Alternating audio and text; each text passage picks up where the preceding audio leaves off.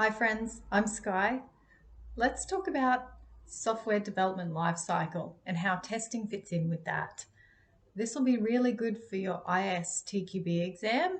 Otherwise, in the workplace, understanding the different types of development cycles will really help with your testing strategies and your planning.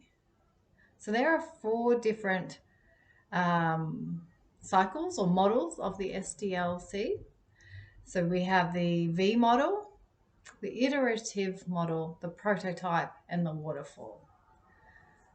Which one you use will depend on the project and other factors, including the size of the project, the time, the requirements, and perhaps even what tools you have available and what budget you do have.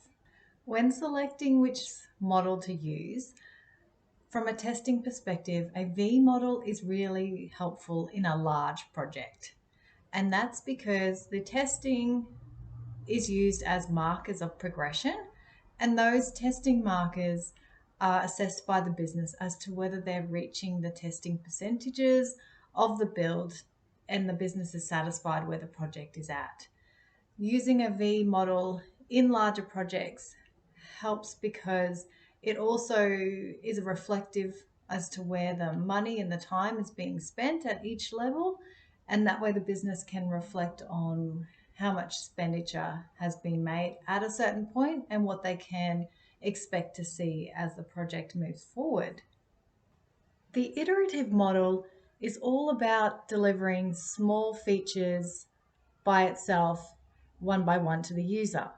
It's really great for smaller projects because the project can be divided into individual features. So for iterative, think about a pie, and the pie is then cut into slices, and each slice represents a feature, and that feature can be built and tested by itself.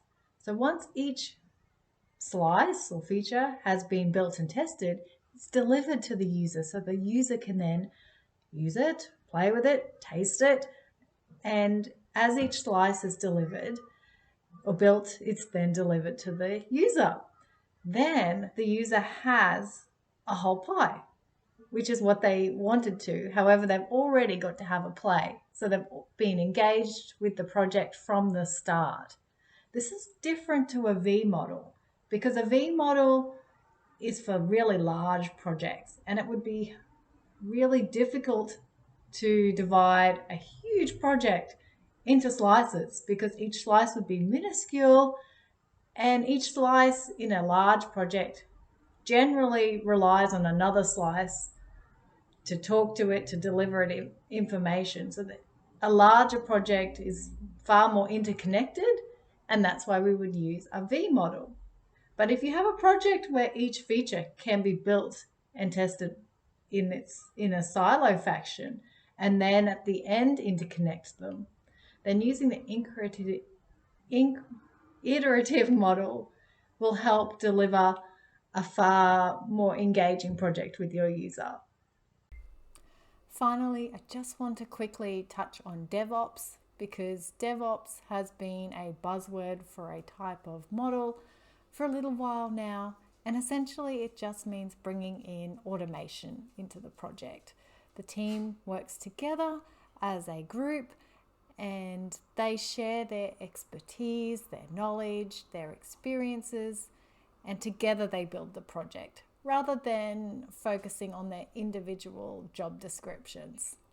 It makes the project more of a community involvement and can really be quite successful if you have the right people in there and there's a lot of open communication. I hope this video helped explain the software development life cycles for you, especially if you're studying for your ISTQB. And if you are, I wish you well.